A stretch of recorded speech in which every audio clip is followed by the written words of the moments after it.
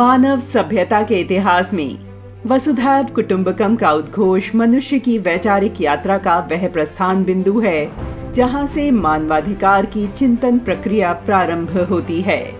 भारत विश्व की सबसे प्राचीन संस्कृति है और वेद विश्व के सबसे प्राचीन शास्त्र।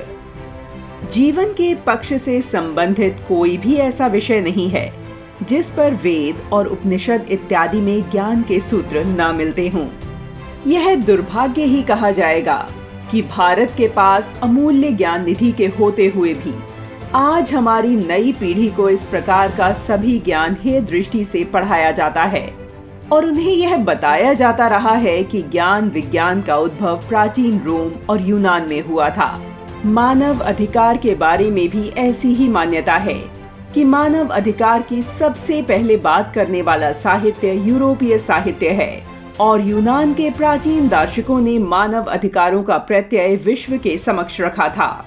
प्रत्येक भारतीय को यह जानकर गर्व होगा, विश्व गुरु कहलाने वाले भारत ने हजारों वर्ष पूर्व विश्व को मानवीय अधिकारों का पाठ भी पढ़ाया था। वेद, उपनिषद, स्मृतियां, रामायण, महाभारत जैसे ग्रंथ अनेक ऐसे सूत्रों से समृद्ध हैं जिनमें मानव अधिकार विमर्श का दर्शन होता है। आज के इस वीडियो में हम जानेंगे भारतीय ग्रंथों के ऐसे उदाहरण जिनमें मानवाधिकार की झलक दिखती है। यस्तु सर्वाणि भूतानि आत्मन्येवानुपश्यति सर्वभूतेषु चात्मानं ततो न विजुगुप्सते।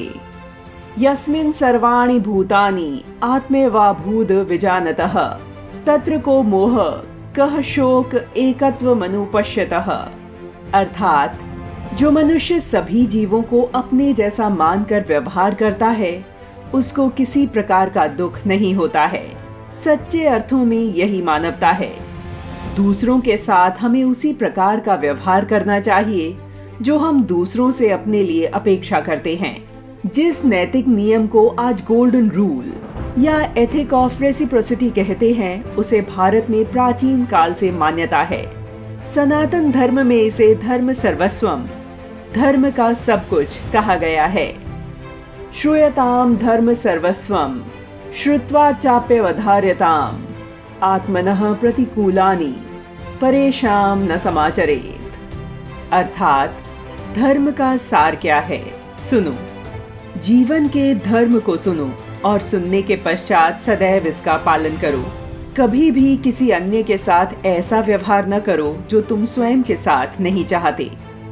परहित बस जिन्ह के मन माही तिन्ह कहूँ जग दुर्लभ कछु नाही।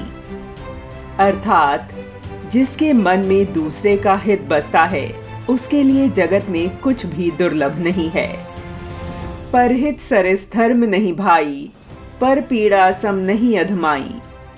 अर्थात दूसरों की भलाई के समान कोई धर्म नहीं है और दूसरों को दुख पहुंचाने के समान कोई नीचता पाप नहीं है।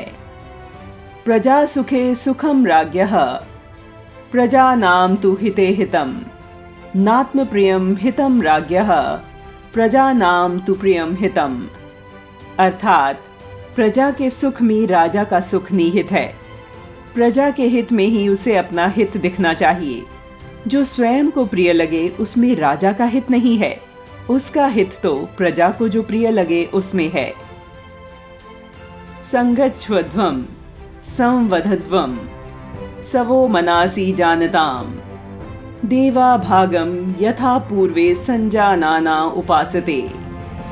अर्थात आपस में साथ मिलकर चलो, परस्पर संवाद करो, तुम्हारे मन एक ज्ञान वाले हों, जैसा कि तुमसे पहले के विद्वान एक मन होकर अपना कर्तव्य करते हैं।